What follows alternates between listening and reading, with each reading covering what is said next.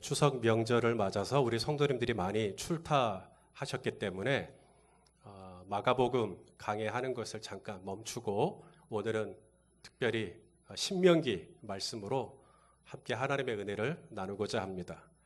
제가 이 말씀을 준비할 때 제 마음속에 있던 것 중에 하나가 뭐였냐면, 이제 추석을 맞아서 이제 친지들이 함께 다 모여서 예배를 드릴 때 우리 성도님들 중에 이 예배를 인도하시는 분이 있을 수 있겠다. 그때 무슨 말씀을 나눌까? 오늘 이 말씀을 잘 들으셔서 이 말씀을 가지고 내일 추석 때 혹은 그 다음 날이든 예배를 드리게 된다면 이 말씀을 나눠도 참 좋겠다. 이런 생각을 하면서 오늘 말씀을 준비했습니다. 이렇게 명절이죠. 원근 각처에 있는 친지들이 이렇게 모입니다. 형제들이 모이죠. 이 친지들이 모여서 우리들에게 질문들을 할 겁니다.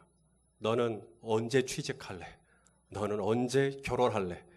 너는 언제 애 가질래? 뭐 이런 질문들도 하겠죠. 그러나 저는 이런 생각을 또 해봤습니다. 우리 성도님들이 받는 질문 중에 하나가 이런 질문도 있지 않을까? 너는 왜 교회 다니냐? 너는 왜 믿냐? 너는 왜 신앙생활 하느냐? 너는 왜 하나님이 좋으냐? 이런 질문 말입니다. 친지들로부터 받는 질문이 아니더라도 우리 성도님들의 자녀들이 혹여라도 엄마, 아빠, 우리는 왜 교회 다녀요?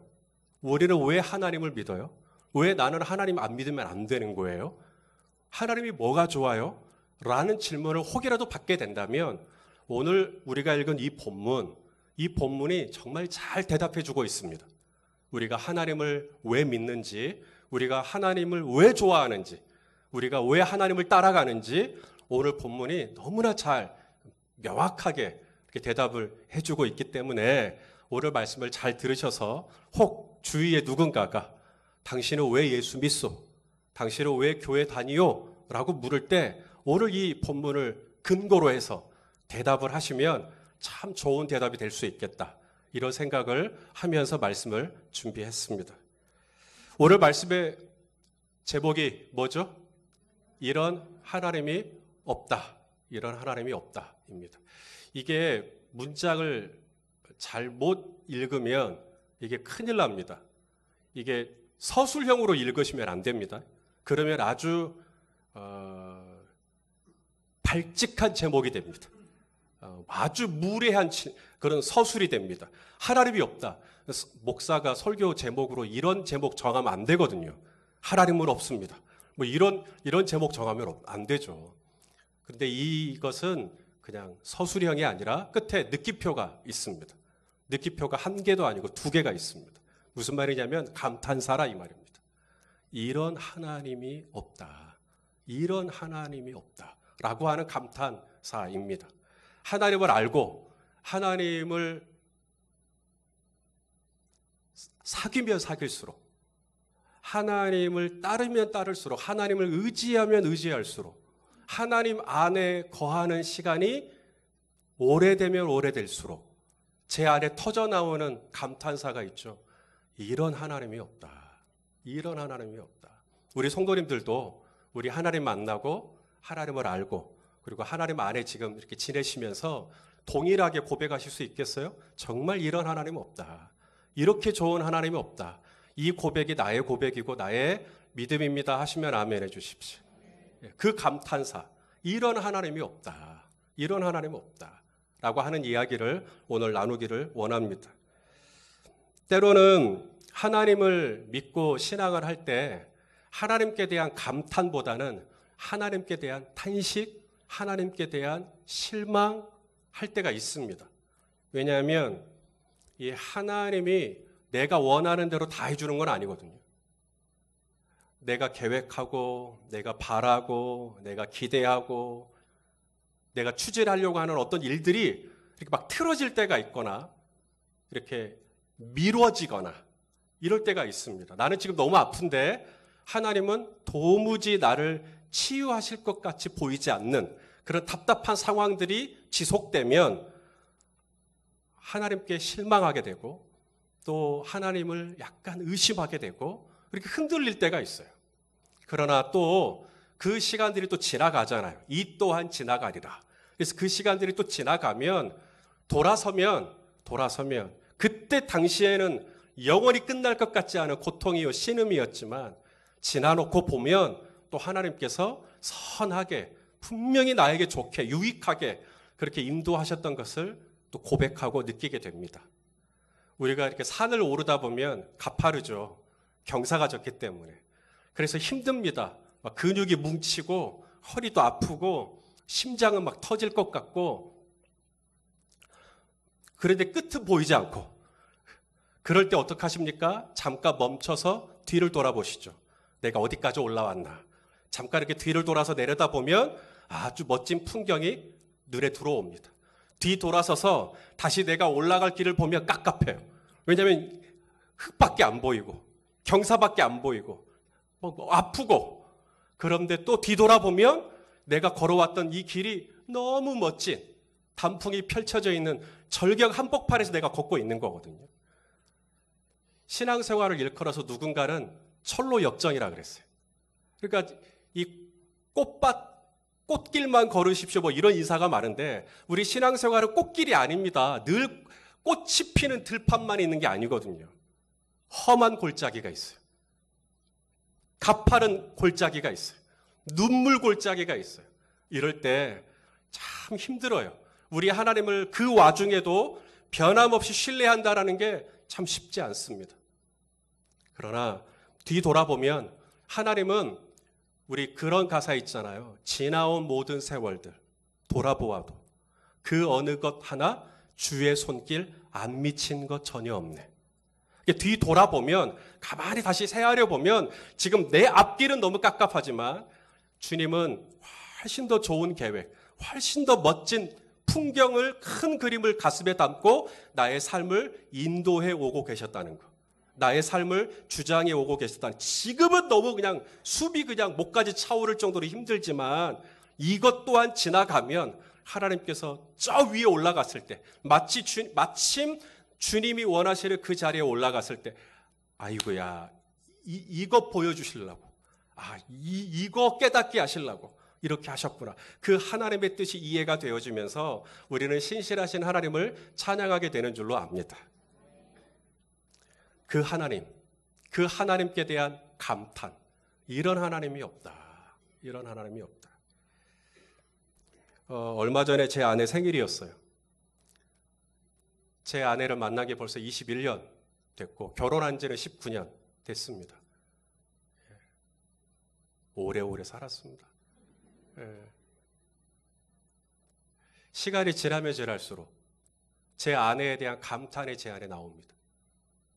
이야, 내가 이런 사람하고도 사는데 내가 못할 일이 뭐가 있겠나. 이런 감탄 아닙니다. 시간이 지나면 지날수록 정말 이런 사람 없다. 위로 하늘에 아래로 땅에 정말 우리 아내 같은 사람 없다. 여러분 앞에 마음을 다해 고백합니다. 제 아들, 딸도 마찬가지입니다. 참 부족하죠. 그런데 돌아보면 그래도 우리 아들, 딸밖에 없다. 우리 아들, 딸 최고다. 이런 마음 들어옵니다. 우리 교회도 마찬가지입니다. 우리 성도님들도 마찬가지입니다. 시간이 지나면 지날수록 얼마나 감사한지. 이번에 우리 김길 목사님이 나흘 동안 저희 교회에서 부흥 집회 하시고 이제 돌아가실 때 저 차에서 목사님 부럽습니다 그러는 거예요. 뭐가요? 그랬더니 이런 교회 없습니다. 이런 교회. 무슨 교회인데요? 그랬더니 자기가 이제 여러 교회를 다니잖아요. 지방에. 그러면 이렇게 따뜻하고 이렇게 강사를 환대해주고 이렇게 말씀을 경청해주고 이렇게 친절한 교회 찾아보기 쉽지 않다는 거예요. 특히나 요즘에 한국 교회가 많이 침체되어 있고 분위기가 대체적으로 깔아앉아 있는데 이렇게 부흥하고 성장하고 성도들이 활기가 넘치고 찬양할 때 이렇게 손 자연스럽게 들면서 하는 모습 보고 본인이 너무 은혜가 됐다고. 정말 이런 교회 없습니다. 목사님 부럽습니다. 제가 그런 말을 들어서가 아니라 평상시에도 저를 늘 저희 교회를 생각할 때마다 정말 이런 교회 없다. 정말 이런 집사님들 없다. 정말 이런 장로님들 없다. 정말 이런 성도님들 없다. 우리 부교육자들이 좀 서운할까요? 정말 이런 부교육자들 없다.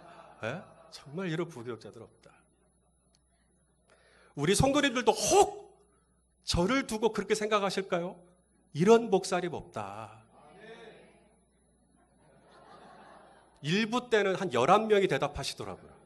그래갖고 1부 때 엄청 시험 들었는데 2부 때는 그래도 큰 소리로 대답해 주셔가지고 우리 박보는 집사님 감사합니다.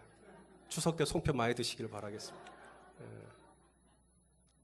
부족하죠. 저도 알아요. 제가 얼마나 모자란지. 우리 다 부족하죠. 그런데 감탄하는 거예요. 그래도 이런 공동체 없다. 그래도 이런 목장 없다. 그래도 이런 목자 목녀 없다. 이런 목장원 없다. 우리 안에 이런 감탄. 우리 하나님. 그래도 이런 하나님 없다. 이런 감탄. 시간이 가면 갈수록 하나님께 대한 감탄, 내 주변에 있는 사람들로 인한 감탄, 그런 감탄사가, 탄식이 아니라 감탄사가 솟구쳐 오르기를 예수님의 이름으로 축원합니다. 자, 이제 감탄사 시작하겠습니다. 하나님께 대한 첫 번째 감탄사입니다. 왜 우리가 이런 하나님 없다. 왜 감탄하게 되는가? 세 가지 이유가 있는데요. 첫째는 우리 하나님은 어떤 하나님? 살아계신 하나님. 할렐루야. 우리 하나님께 대해서 우리가 감탄할 수밖에 없는 게 우리 하나님 살아계시구나. 우리 하나님 살아계시구나. 우리 하나님이 살아계시다는 증거가 있죠. 뭐예요? 말씀하시는 하나님. 살아계시지 않다면 말씀하지 않죠. 인격이시고 살아계시기 때문에 그분은 오늘도 저와 여러분에게 말씀하여 주시는 줄로 믿습니다. 자, 한번 보시죠. 오늘 본문 32절, 33절까지 우리 같이 한 목소리로 읽겠습니다. 시작. 내가 있기 전 하나님이 사람을 세상에 창조하신 날부터 지금까지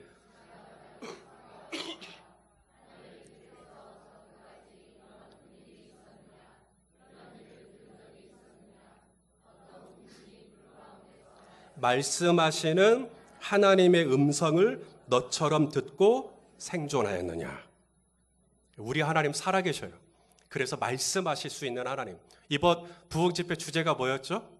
하나님의 음성을 듣는 삶. 이것이 하나님의 음성을 듣는다. 이게 교리가 아니라, 이게 그냥 신학이 아니라 이것은 실제요 얼마든지 나의 삶 속에, 우리의 삶 속에 가능한 그런 내용이라고 고백하시면 아멘 해주시겠어요? 이게 그냥 목사님의 설교가 아닙니다. 하나님의 음성을 듣는다는 건 이건 실제예요. 진짜로 가능해요. 세상은 이걸 이해 못해요. 우리가 명절날 형제들 만나서 하나님이 저에게 말씀하시기를 막 이러면 이거 이해를 못해요. 하나님이 무슨 말씀? 왜 이해를 못할까요? 세상의 마음과 우리의 마음이 달라요. 하나님을 알지 못하는 분들의 마음과 하나님을 알고 경외하고 믿고 따르는 우리의 마음의 이 환경이 다릅니다. 하나님의 음성은 귀로 듣는 게 아니거든요.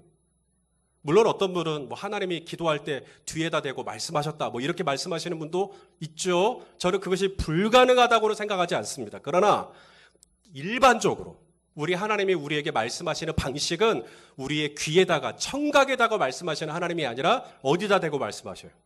마음. 왜? 이 마음에 누가 계셔요? 성령이 계시거든요. 성령. 자, 우리 말씀을 같이 보겠습니다. 고린도후서 1장 21절, 22절. 자, 시작.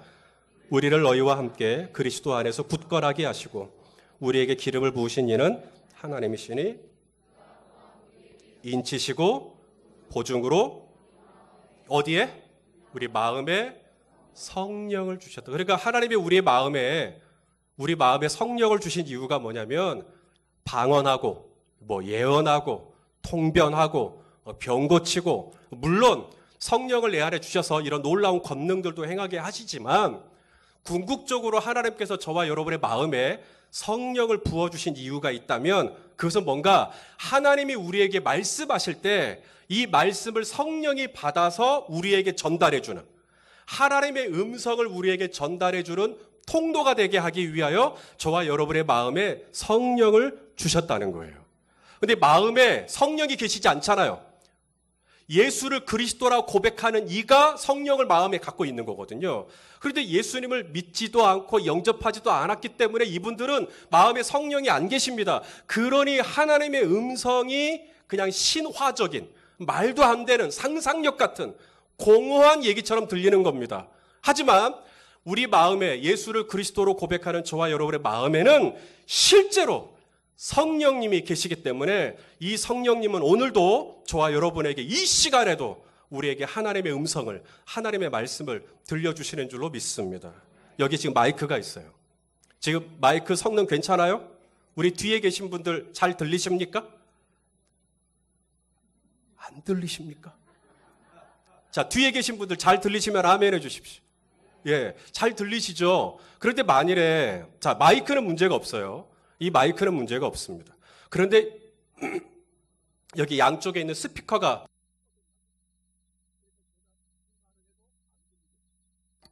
마이크는 문제가 없는데 스피커가 나간 겁니다. 스피커가 없어요. 그러니 이게 하나님이 말씀을 하셔도 스피커가 없기 때문에 들리질 않는 겁니다.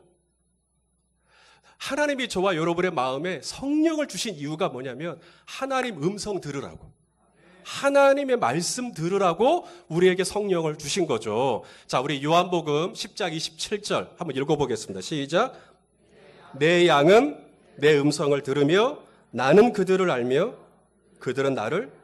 자, 양이 목자의 음성을 들을 수 있는 이유가 뭐죠? 양이 목자의 음성을 들을 수 있는 어떤 수준의 훈련을 받았기 때문입니까? 아니면 양이 목자의 음성을 들을 수 있도록 뭐가 시간이 좀 많이 지났기 때문이에요? 양이 목자의 음성을 듣는다면 이유는 딱 하나. 목자에게 속해 있기 때문에. 목자에게 속한 내 양이 되면 내 음성을 듣는다. 신앙생활을 1년을 했든 10년을 했든 30년을 했든 그것이 나로 하여금 하나님의 음성을 잘 듣게 해주는 건 아닙니다.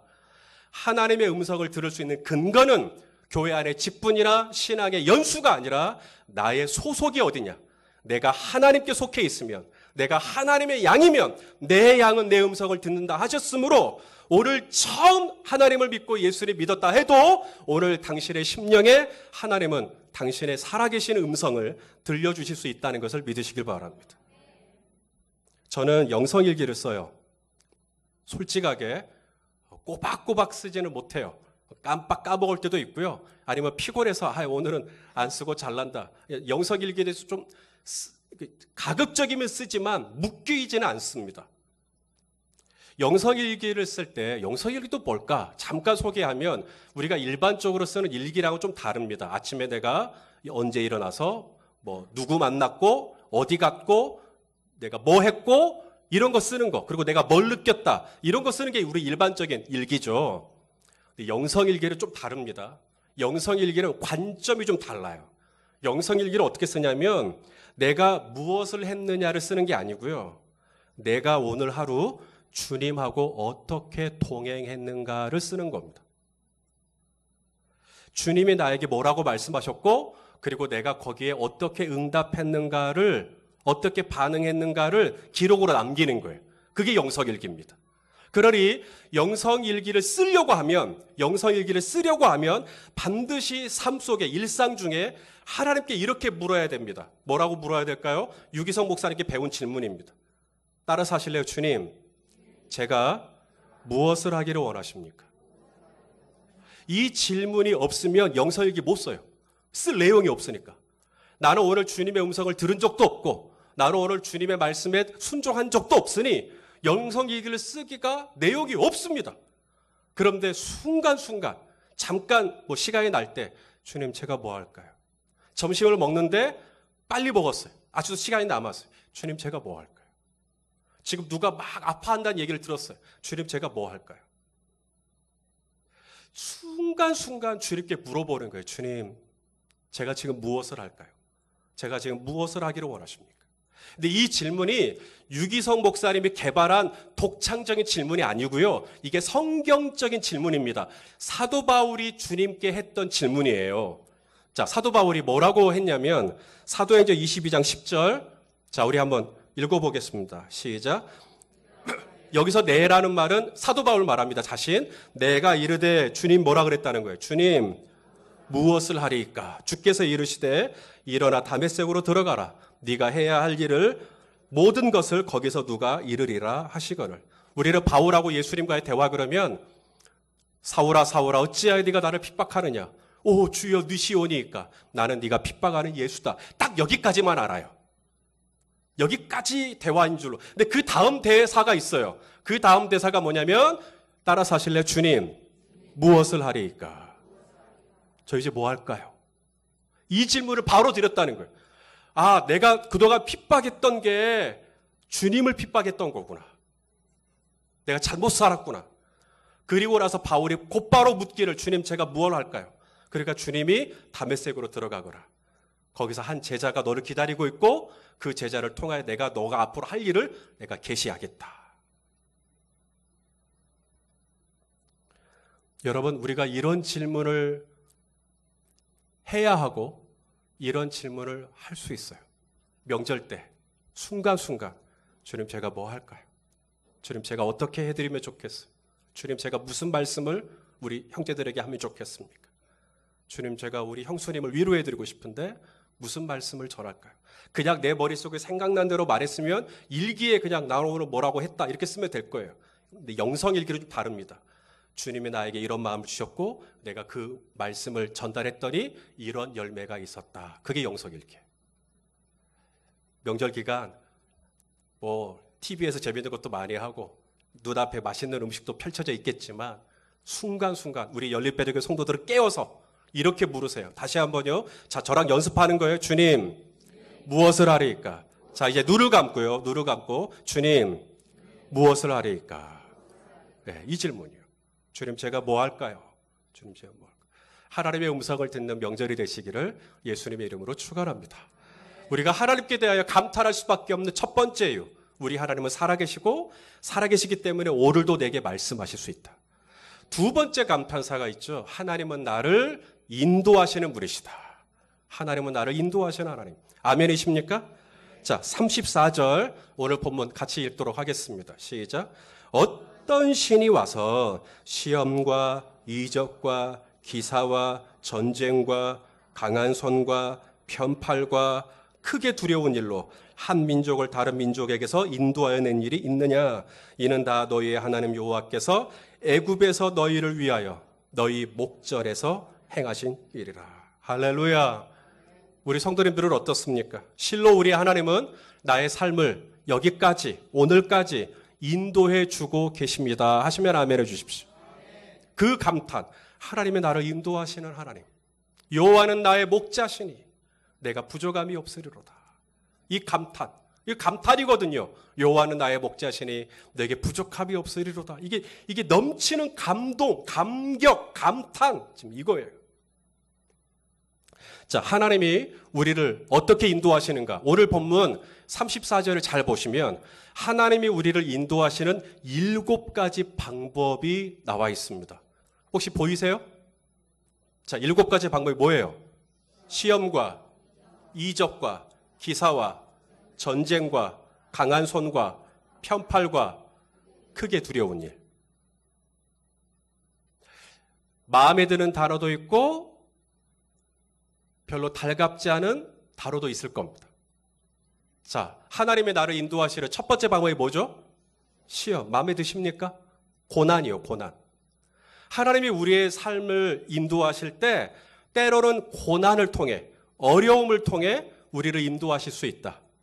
나는 고난 중에 하나님의 은혜를 받은 적이 있습니다 하시면 아멘 해주시겠어요? 하나님이 우리를 인도하실 때 그 방법 중에 하나가 시험, 고난, 어려움, 환난, 시련. 마음에 드십니까? 예, 그럼 냅둡시다. 마음에 안 드니까 이거 패스. 자, 그럼 이적과 기사는 어때요? 이적과 기사. 하나님의 나를 인도하시는 방법 중에 초자연적인 이적과 기사. 기적이 내 삶에 일어나는 거예요. 치유되지 않을 것 같았는데 내 벽이 치유가 되고, 안 될 것 같은 문제가 막 풀어지고, 정말 하나님이 개입하셨다라고 밖에는 고백할 수밖에 없는 그런 기적적인 이사와 표적들이 나타나는, 하나님이 나를 인도하실 때 이런 모양으로 나를 인도해 주시는 거 어떠세요? 자, 그럼 동글뱅이 칩시다. 동글뱅이. 이적하고 기사에다가 동글뱅이를 치고. 자, 그 다음 하나님이 또 나를 인도하시는 방법이 뭐죠? 전쟁. 이게 히브리어로 밀하나라는 단어인데, 이게 싸움, 갈등, 다툼, 이거예요. 그러니까 하나님이 나를, 우리의 삶을 인도하시는 방법 중에는 누군가와의 갈등을 사용하신다는 거예요. 누군가와의 어떤 긴장관계, 누군가와의 어떤 내면의 투쟁, 싸움, 이런 거, 전쟁, 이게 밀하마입니다. 이걸 통해서도 하나님이 나를 인도하실 수 있다. 바나바와 바울이 싸우죠. 십이 다투어 피차 갈라섭니다. 하지만 여기에 하나님의 인도하심이 있었죠. 이처럼 하나님이 저와 여러분의 삶을 인도하실 때 때로는 갈등하게 하시고, 때로는 이 관계가 틀어지게 하시고, 때로는 이 관계 때문에 너무 힘들게 하시는, 근데 이것도 하나님이 나를 어딘가로 인도해 내시기 위한 방법일 수 있다. 마음에 드셔요? 전쟁. 그럼 패스합시다. 하나님, 이거로는 저를 인도하지 마십시오. 자, 그 다음 또 뭐죠? 강한 손과 편팔. 강한 손은 말 그대로 강한 손입니다. 굉장히 엄격하고요, 엄중하고요, 정확하고요, 이게 얄짤이 없습니다. 이 강한 손, 공입니다. 공이, 강한 손. 반면에 편팔은 뭐죠? 말 그대로 편팔. 나를 안아주시고, 나를 용납해 주시고, 나를 수용해 주시고, 나를 너그럽게 대해 주시는. 자, 강한 손이 좋으세요? 편팔이 좋으세요? 너무 솔직하시다. 편팔에다가 동글뱅이 칩시다. 자, 그 다음 하나님이 나를 인도하시는 마지막 7번째 방법이 뭐죠? 크게 두려운 일. 크게 두려운 일. 우리는 두려움 그러면 하나님으로부터 온 게 아니다. 우리 하나님은 두려움의 하나님이 아니요. 하나님이 아니다. 그런데요, 성경에 보니까 하나님이 우리의 삶을 인도하시는 방법 중에 하나가 두려움. 그것도 그냥 적당한 두려움이 아니라 큰 두려움. 어떤 눌림. 아주 무겁게. 우리는 막 마음에 눌림이 있으면 그거 마귀가 준 거라고. 그런데 성경에 하나님이 눌림을 주셔요. 자, 시편의 32편 4절. 다윗이 하나님의 눌림을 경험합니다. 자, 읽어보시죠. 시작. 주의 손이 주야로 나를 누르시오니. 주야로 누르시오니. 하나님의 눌림. 하나님이 그냥 마치 쥐어 짜듯이 계속 누르는 거죠. 그러니까 이 다윗이 답답한 거예요. 하나님이 누르면 어느 인생이 견디겠습니까? 그래서 그 다음 하나님의 이 눌림을 경험한 이 다윗이 그 다음에 뭐 하는가? 그 눌림을 참다 못해 5절에 보니까 다윗이 이르기를, 내가 이르기를 뭐라 그래요? 내 허물을 하나님께 자백하리라. 뭐예요? 회개가 터지는 거예요. 하나님이 우리를 누르실 때 그 하나님의 이 눌림이 나를 어디로 인도하느냐? 회개의 자리로 인도하시는 거예요. 나의 죄를 자복하는 자리. 하나님 잘못했습니다. 하나님 진짜 잘못했습니다. 하나님의 이 크게 두려워하시는 일, 하나님의 이 눌림이 아니라면 우리가 어떻게 자복을 해요? 어떻게 시인을 해요? 하나님이 나를 살리시기 위해서, 나를 인도해 주시기 위해서 쓰시는 방법 중에 하나가 주야로 나를 눌러버려요. 답답하게 하시는 거예요. 하나님 잘못했습니다. 잘못했습니다. 자, 하나님의 나를 인도하시는 방법 몇 가지예요? 7가지. 마음에 드는 게 뭐예요? 이적과 기사, 편팔, 3개네요. 마음에 안 드는 건 뭐예요? 시험, 전쟁, 강한 손, 크게 두려운 일, 4대 3입니다. 무슨 말일까요? 하나님이 저와 여러분의 삶을 인도하시죠. 그런데 그 인도하시는 방법이 내가 선호하는 방법으로만 인도하시지 않습니다. 내가 좋아하는 방법으로만 나를 인도하시지 않습니다. 때로는 너무 나를 내가 환영하고 싶지 않은 방법으로도 저와 여러분의 삶을 인도하실 수 있는 하나님. 그런데 나를 인도하시는 그 하나님, 때로는 나를 아프게, 때로는 나를 누르면서, 때로는 시험 가운데, 때로는 갈등 가운데, 때로는 아주 엄중하게 강한 손으로. 그런데요, 나를 그렇게 인도하시는 하나님은 마침내 어디로 나를 인도하셔요? 푸른 초장과 쉴만한 물가으로. 나를 축복의 길로 인도하시기 위하여 하나님은 한 손에는 편팔로, 한 손은 강한 손으로. 우리 시편에 그런 표현 있죠. 지팡이와 막대기. 양이 목자를 볼 때 지팡이를 환영하겠어요? 막대기를 환영하겠어요? 지팡이죠. 지팡이는 부드럽잖아요. 근데 막대기는 두꺼워요. 그리고 여기 사진에는 안 나와 있지만 1세기 팔레스타인 이 목자들은 이 들짐승이죠. 야생 짐승들과 싸워야 돼요. 늑대와도 싸워야 되고. 그렇기 때문에 이 막대기에다가 아주 날카로운 가시 같은 게 이렇게 엉켜 있단 말이죠. 이거로 만일에 양을 친다 그러면, 왜냐하면 사망의 운치만 골짜기를 지난다 그랬잖아. 벼랑이에요, 벼랑. 떨어져요. 잘못 디디면. 그러니 양을 살리기 위해서라도 치는 겁니다. 지팡이로 치면 야가니까 막대기로 치는 거예요. 그러면 양이 깜짝 놀래죠. 하나님이 나를 인도하시는 방법에는 편팔만 있는 게 아니라 강한 손으로도, 기사와 이정만 있는 게 아니라 시험으로도, 전쟁으로도, 눌림으로도. 그러나 이것이 궁극적으로는 나를 잘되게 해주시기 위해서, 궁극적으로는 나를 선하고 좋은 길로 인도해 주시기 위해서 하나님이 쓰시는 방법이다. 그러므로 우리는 하나님을 신뢰하고, 이렇게 하나님이 나를 때로는 시험 가운데 있게 하시지만 그것도 나에게 좋게 하시기 위해서, 때로는 전쟁 가운데 있게 하시지만 그것도 나의 삶을 복되게 하시기 위한, 이렇게 하나님이 선하신 하나님인 것을 믿고 우리 그 하나님이 나의 삶을 여기까지 인도하신 그 감탄의 은혜가 저와 여러분 안에 충만하기를 바랍니다. 자, 마지막 감탄사입니다. 나를 사랑하시는 하나님. 우리 하나님 나를 사랑하십니다 하시면 아멘 해주시겠어요? 하나님 나를 사랑하신다. 이거 감탄하게 되는 거예요. 하나님처럼 날 사랑하시는 분 없어요. 하나님처럼. 물론 제 아내도 저를 사랑하지만 하나님이 저를 사랑하신 거, 이건 비길 수가 없죠. 자, 오늘 본문 하나님의 사랑이라는 단어가 나오거든요. 자, 37절이죠.